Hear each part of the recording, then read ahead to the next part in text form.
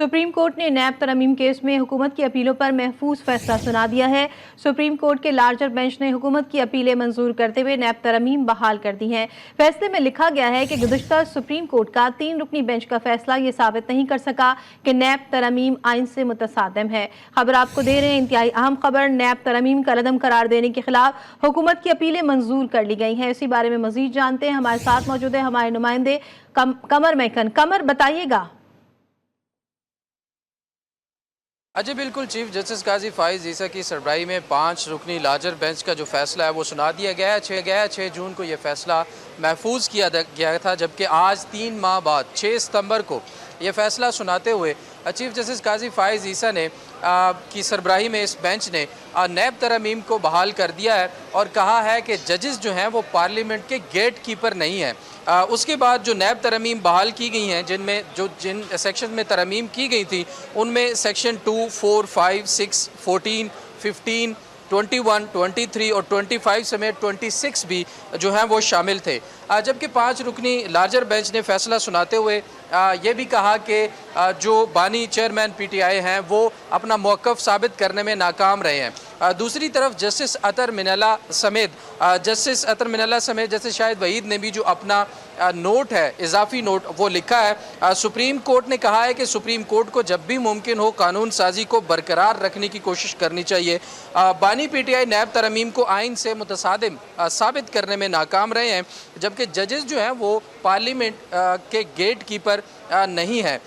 इसके साथ साथ ये भी बताते चले कि जस्टिस अतर मिनल्ला ने भी अक्सरियती राय से इत्तफाक किया है और जस्टिस अतर मिनल्ला ने जबकि हुकूमती अपीलों को नाकाबिल समाअत करार दिया, जबकि प्राइवेट 2 लोगों की जो अपीलें थी उनको मंजूर करते हुए जो है 5-0 से जो आज ये फैसला सुनाया गया। हमारे साथ मौजूद है कंबर जैदी, उनसे मज़ीद तफसीलात जो हैं वो जानते हैं। आप क्या समझते हैं, इससे क्या इम्पैक्ट अब पड़ेगा और इस फैसले के बाद आप क्या देखते हैं?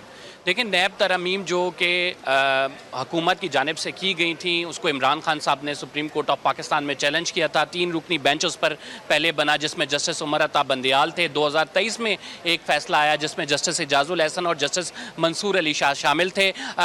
2 जजेस ने इन नैब तरमीम को कलअदम करार दे दिया और उसके बाद फिर वफाकी हुकूमत और सूबाई हुकूमतों की जानिब से चैलेंज किया गया। वफाकी हुकूमत और सूबाई हुकूमतों की जानिब से कहा गया कि नैब तरमीम आइन के मुताबिक हैं। आज सुप्रीम कोर्ट ऑफ पाकिस्तान है, इसके 5 रुकनी लार्जर बेंच ने मुत्तफ़िक़ा तौर पर यह फैसला दिया है कि जो नैब तरमीम है ये आइन के मुताबिक हैं और इमरान खान साहब की जो इसमें गुजारिशात थी उनको रद्द कर दिया गया है और ये अपहेल्ड किया है कि जो नैब तरमीम है जिनके तहत 50 करोड़ से कम मालियत के केसेस जो हैं वो अब सियासतदानों पर नहीं हो सकेंगे। किसी पर धोखाधड़ी का मुकदमा अगर नैब ने बनाना है तो उसमें जब तक 100 से ज़ाहिद गवाहान नहीं होंगे वो मुकदमा नहीं बन सकेगा।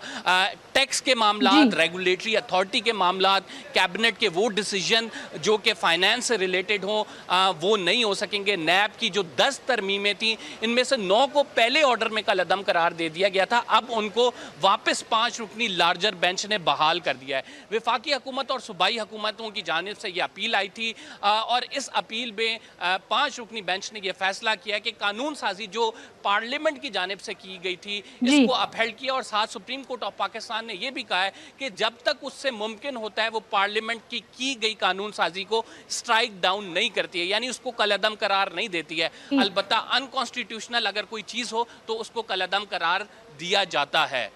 जी बिल्कुल, आपने कंबर जैदी की बात सुनी और इसके साथ अभी इस वक्त जो साबिक वज़ीर आज़म बानी चेयरमैन पीटीआई के 2 रेफरेंसेस चल रहे हैं उनके ऊपर भी इन तरमीम के फैसले का खासा असर पड़ता हुआ नज़र आ रहा है, जबकि तोशाखाना 2 केस जो है वो भी चौके 50 करोड़ मालियत से कम का है। और नैब तरमीम कलअदम करार देने के खिलाफ इंटरकोर्ट अपीलों पर फैसला चीफ जस्टिस पाकिस्तान हाजी फाइज ईसा ने पढ़कर सुना दिया है। अदालत उज़्मा ने 5-0 से ये फैसला सुनाया है जिसमें कहा गया है कि चीफ जस्टिस और जजेस पार्लियामेंट के लिए गेट कीपर नहीं हो सकते। रिपोर्ट कर रहे थे कमर महकन और कंबर जैदी, आप दोनों का बहुत शुक्रिया।